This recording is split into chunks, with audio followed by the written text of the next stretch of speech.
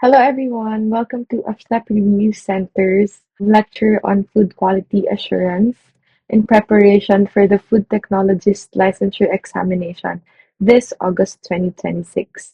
Okay, so first, before we delve into the technicalities of food quality assurance, let us first discuss the basic concepts that we will be encountering throughout this lecture. So first, what is quality?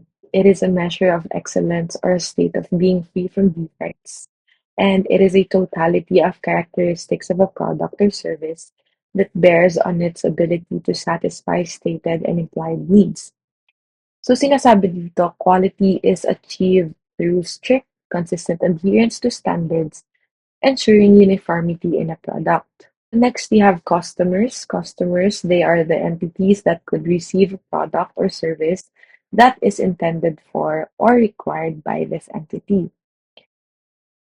Then we have product and service. So, what sets product apart from service is that product is generally tangible and service is generally intangible.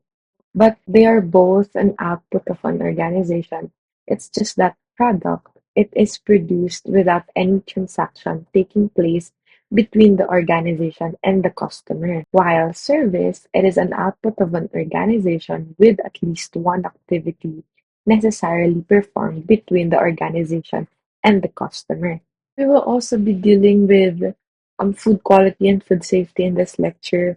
So it is important for us to define and to differentiate what is food quality and what is food safety.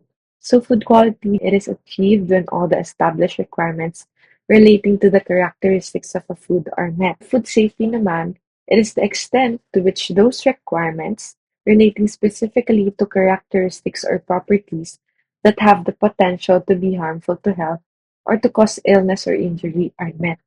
So food quality, na-ensure niya na yung isang produkto ay compliant sa standards, sa regulations, sa requirements na meron ang isang produkto na yun. While food safety naman mainly focuses on the characteristics that have the potential to be harmful, to pose harm on the consumers. So, ini-ensure ng food safety na ang isang produkto ay safe to consume and pasok na ipagbenta sa market. How to define total quality assurance?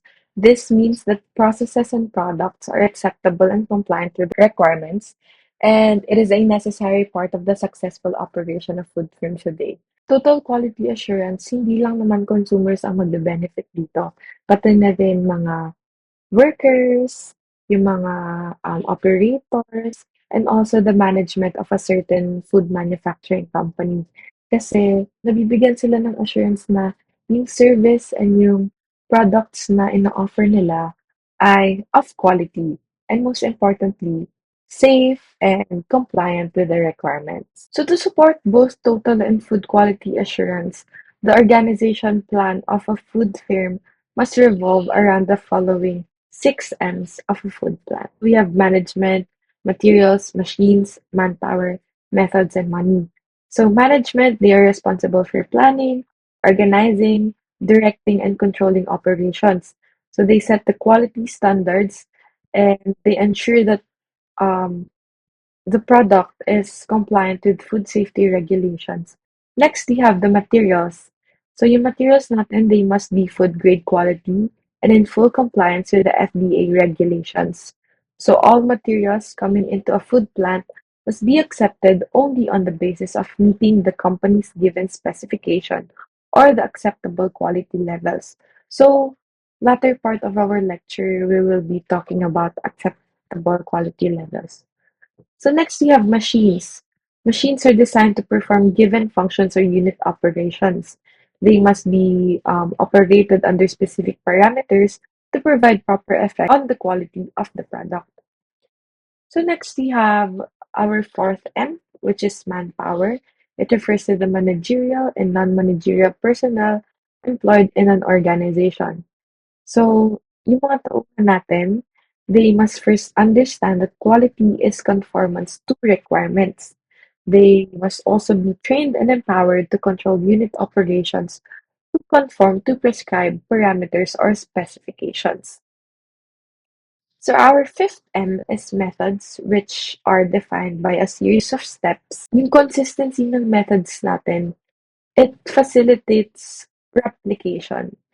And replication is often the key to growth and expansion. Methods and processes, they should be performed in such a way that the results are repeatable. So, ano nga ba ang kahalagahan nitong 6Ms of a food plant?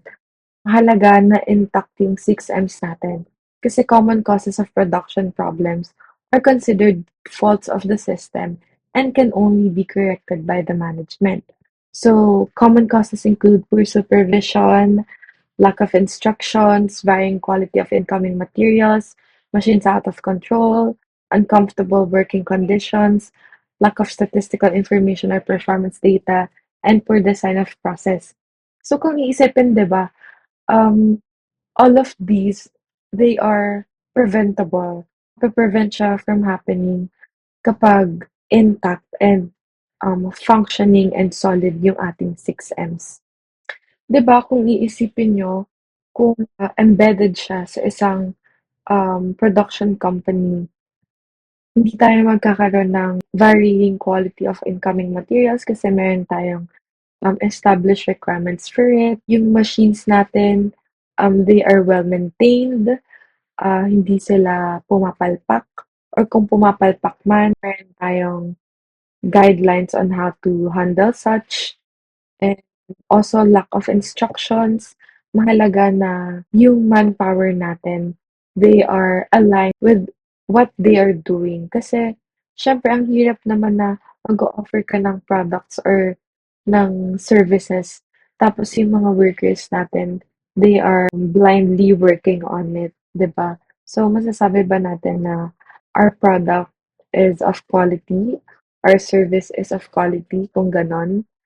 So that's it for the basic concepts of total quality assurance and mahalaga na ma-discuss muna natin 'to bago tayo mag-move forward to the technicalities nga na nasabi ko. Mahirap na hindi natin alam kung ano ba talaga ang goal, ano ba talaga yung importance of having a quality assurance sa isang production line at sa isang production company.